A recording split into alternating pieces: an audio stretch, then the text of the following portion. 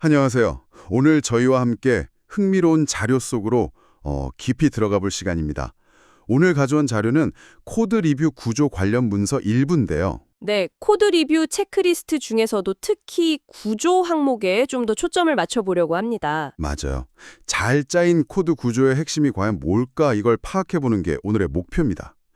문서에서도 이 체크리스트가 경험이 좀 부족한 개발자분들께 특히 유용할 수 있다. 뭐 이런 언급이 있네요. 그렇죠. 일종의 가이드라인이 될 수 있으니까요. 자, 그럼 한번 살펴볼까요? 이 문서에서는요. 코드 리뷰 체크리스트가 구체적인 언어를 개상으로 할 때 더 유용하다. 그리고 코드 레벨의 엔티 패턴 지적이 초보 개발자에게 도움이 된다고 하는데요. 그럼 이 구조 관련 체크리스트 항목들을 하나씩 좀 짚어보죠. 첫 번째 질문부터가 상당히 본질적인 것 같아요. 코드가 설계를 완전히 그리고 올바르게 구현하고 있는가? 이게 왜 첫 번째 질문일까요? 네, 그건 뭐랄까, 코드의 가장 기본적인 존재 이유를 묻는 거죠. 그러니까 설계된 대로, 의도한 대로 기능하는지를 먼저 확인하는 겁니다. 아무리 코드가 보기 좋아도요, 원래 하기로 한 일을 제대로 못하면 사실 의미가 없잖아요. 아, 그렇죠. 일단 돌아가야 하는 거니까. 맞습니다. 설계와 구현의 일치, 이게 소프트웨어 품질의 정말 가장 기본적인 출발점이라고 할 수 있습니다. 기본적인 전제 조건이라는 말씀이 확 와닿네요. 그럼 다음 항목들.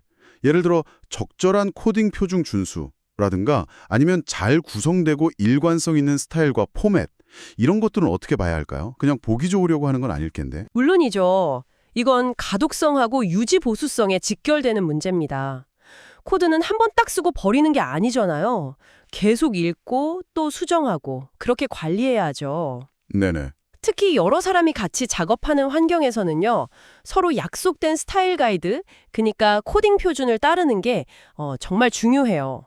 그래야 다른 사람이 작성한 코드도 금방 이해하고 또 불필요한 실수를 줄일 수 있거든요. 결국은 이게 다 협업 효율성으로 이어지는 거죠. 아, 협업 효율성이라. 듣고 보니 훨씬 중요하게 느껴지는데요. 체크리스트에는 좀 더 구체적으로 파고드는 항목들도 보이네요. 예를 들면 호출되지 않거나 필요 없는 절차, 도달할 수 없는 코드 이런 것들이요. 아니면 남겨진 스톱이나 테스트 루틴 같은 거요. 이런 군더더기는 왜 문제가 되는 걸까요? 이런 코드들은 당장 눈에 띄는 문제를 일으키지는 않더라도요. 코드 전체적으로 봤을 때 일종의 소음을 만듭니다. 소음이요? 네. 코드를 읽는 사람 입장에서는 이게 왜 아직 여기 남아있지? 뭔가 특별한 이유가 있나? 하고 혼란스러울 수 있거든요. 괜히 신경 쓰이게 만들죠. 그리고 당연히 프로그램 용량만 불필요하게 차지하고요. 코드의 명확성을 높이려면 이런 것들은 과감하게 제거하는 게 좋습니다. 뭐랄까? 코드 다이어트 같은 거죠. 코드 다이어트. 아, 그거 재밌는 표현이네요. 효율성 이야기가 나와서 말인데요. 외부 재사용 컴포넌트나 라이브러리 함수 호출로 대체 가능한 코드라던가 아니면 하나의 절차로 취합될 수 있는 반복되는 코드 블록 같은 항목도 있네요. 저장소 사용 효율성도 점검하고요. 이것도 비슷한 맥락이겠죠? 맞습니다. 이미 잘 만들어져서 검증된 부품, 그러니까 라이브러리나 컴포넌트가 있다면 그걸 가져다 쓰는 게 훨씬 안전하고 또 개발 시간도 단축되죠. 흔히 말하는 바퀴를 다시 말명하지 말라는 격언처럼요. 아, 네네. 그리고 반복되는 코드는 아시겠지만 나중에 수정할 때 정말 골치 아프거든요. 한 군데만 고치면 될 걸 여러 군데 찾아다니면서 고쳐야 하니까요. 실수할 가능성도 높아지고요. DRY 원칙, Don't Repeat Yourself. 이걸 지키는 게 유지보수성을 높이는 아주 핵심적인 방법입니다. 저장소 효율성도 당연히 중요하고요. 아, 그리고 이건 정말 많은 개발자분들이 공감하실 것 같은데요. 매직 넘버나 문자열 상수 대신 기호를 사용하는지 묻는 항목이요.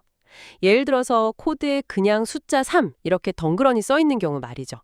이게 왜 그렇게 중요하게 다뤄지는 걸까요? 네, 그 숫자 3이 도대체 뭘 의미하는지 코드만 봐서는 알 수가 없잖아요. 그게 처리 완료 상태를 나타내는 건지 아니면 오류 코드 중 하나인지 아니면 전혀 다른 뜻인지 이런 걸 이제 매직 넘버라고 부르는 거죠. 의미를 알 수 없는 마법의 숫자처럼요. 그렇죠. 주석 없으면 정말 모르죠. 네, 이걸 states completed라던가 error code timeout처럼 의미 있는 이름의 상수로 정의해두면 코드가 훨씬 명확해지죠. 그리고 나중에 혹시 그 상태값이 변경되어야 할 때도 상수 정의 부분 딱 한 곳만 고치면 되니까요. 오류 발생 가능성도 확 줄어듭니다. 어떻게 보면 작은 습관 같은데 코드 품질에는 정말 큰 영향을 미쳐요. 확실히 그렇겠네요. 정말 중요한 지적이세요. 자, 마지막으로 이 질문이 좀 인상 깊었습니다. 과도하게 복잡해서 구조를 수정하거나 여러 모듈로 나눠야 할 모듈이 있는가? 이건 어떤 관점에서 봐야 할까요? 너무 복잡하다는 기준이 좀 모호할 수도 있을 것 같은데요. 맞아요. 과도하게 복잡하다는 게 좀 주관적일 수는 있죠. 하지만 보통 하나의 함수나 클래스, 즉 모듈이 너무 많은 일을 하거나 그 길이가 막 수백, 수천 줄이 넘어간다면 일단 의심해 볼 필요가 있습니다. 왜냐하면 그런 코드는 일단 이해하기가 너무 어렵고요. 테스트하기도 힘들어집니다. 스파게티 코드처럼 얽히고 설키기 쉬워서 작은 부분을 하나 고쳤는데 예상치 못한 다른 곳에서 문제가 터질 수도 있죠. 생각만 해도 끔찍하네요. 그렇죠. 그래서 좋은 구조는 보통 각 부분이 명확한 책임 하나만 딱 가지고 적절한 크기로 잘 나뉘어 있는 상태를 말합니다. 이게 앞서 이야기했던 가독성, 효율성, 유지보수성을 모두 아우르는 어떻게 보면 가장 중요한 구조적 원칙일 수 있어요. 네, 오늘 이렇게 쭉 이야기 나눠보니까요. 코드의 구조를 점검한다는 게 단순히 코드를 예쁘게 다듬는 그런 차원이 아니라는 걸 다시 한번 느끼네요. 설계 의도를 제대로 구현했는지부터 시작해서 표준 준수, 일관성, 불필요한 코드 제거, 효율성, 또 명확성, 그리고 마지막에 말씀하신 복잡도 관리까지. 네, 맞습니다. 이 모든 게 결국은 더 건강하고 또 오랫동안 잘 유지될 수 있는 소프트웨어를 만들기 위한 아주 근본적인 고민이란 생각이 듭니다. 여러분께서도 코드를 작성하시거나 리뷰하실 때 오늘 나온 이런 질문들을 한번 떠올려 보시면 어떨까 싶어요. 분명 코드 품질을 한 단계 높이는 데 도움이 될 겁니다. 맞습니다.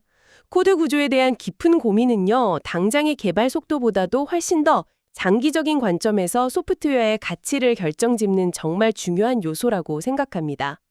오늘 저희가 나눈 이야기들 외에도 여러분 각자가 생각하는 좋은 코드 구조의 핵심 원칙은 또 무엇이 있을까요?